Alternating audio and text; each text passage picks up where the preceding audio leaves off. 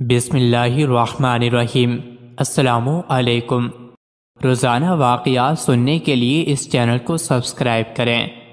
یعقوب بن یوسف کوفی کہتے ہیں کہ میں نے خانہ کعبہ کے طواف کے دوران ایک شخص کو دیکھا کہ وہ کچھ اس طرح دعا مانگ رہا ہے: اے اللہ، مجھے معاف فرما دے، مگر لگتا نہیں ہے کہ تو مجھے معاف کرے گا۔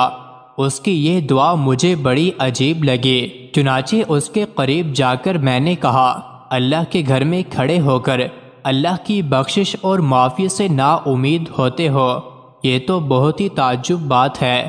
کہنے لگا: میں ایک بہت بڑے گناہ کا مرتکب ہوا ہوں، اس لیے مجھے اپنی معافی کی قطعاً امید نہیں ہے۔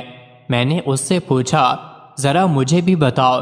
چنانچہ اس نے اپنا قصہ کچھ اس طرح بیان کیا: میں یحییٰ بن محمد کے ساتھ موصل کی بغاوت کو فروغ کرنے والوں میں شامل تھا۔ جمعے کا دن تھا، ہم نے بہت سارے لوگوں کو قتل کیا اور شہر پر قبضہ کر لیا۔ اب ایک منادی کرنے والے نے حاکم کی طرف سے اعلان کیا کہ جو شخص اپنے گھر میں بیٹھ جائے اور اطاعت قبول کرے اس کو امان دی جاتی ہے، اس کے گھر اور اس میں جو کچھ بھی ہے اس کی حفاظت کی ذمہ داری لی جاتی ہے، لہٰذا کوئی شخص گھر سے نہ نکلے۔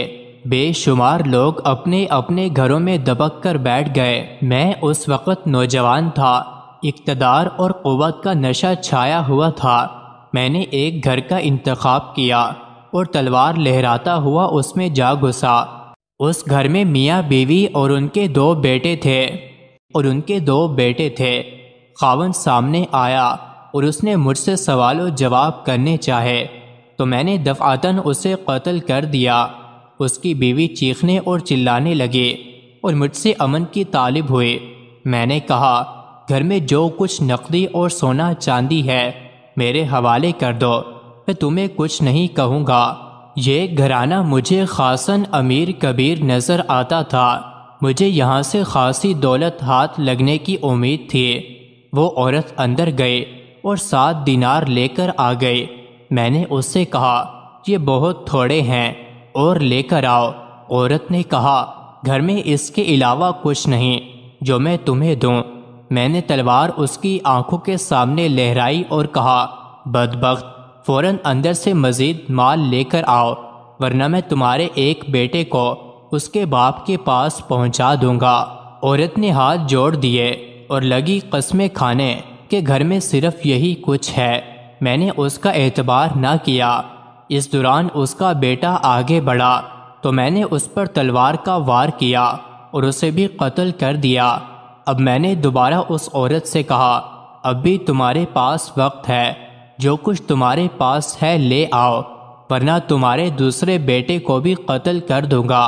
جب اس عورت نے میری جفا کو دیکھا تو کہنے لگی: مجھ پر رحم کھاؤ، میرے پاس اپنے خاوند کا عطا کردہ ایک عطیہ ہے، میں وہ لے کر آتی ہوں۔ چنانچہ وہ اندر گئی اور تھوڑی دیر کے بعد سونے کی ایک زرہ لے کر آ گئی۔ میں نے آج تک اپنی زندگی میں اتنی خوبصورت زرہ نہیں دیکھی تھی۔ میں نے اسے ہاتھوں میں لیا اور الٹ پلٹ کر دیکھنے لگا۔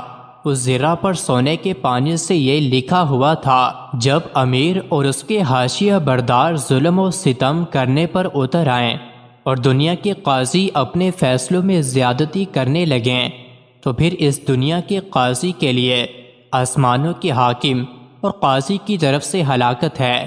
یہ شعر پڑھنے کے بعد وہ تلوار میرے ہاتھوں سے گر پڑی، میرے جسم پر راشا طاری ہو گیا اور میں نہایت شرمندہ اور ذلیل و خوار ہو کر وہاں سے نکل آیا۔ مزید ایسے ہی ویڈیوز کے لیے چینل کو ضرور سبسکرائب کریں۔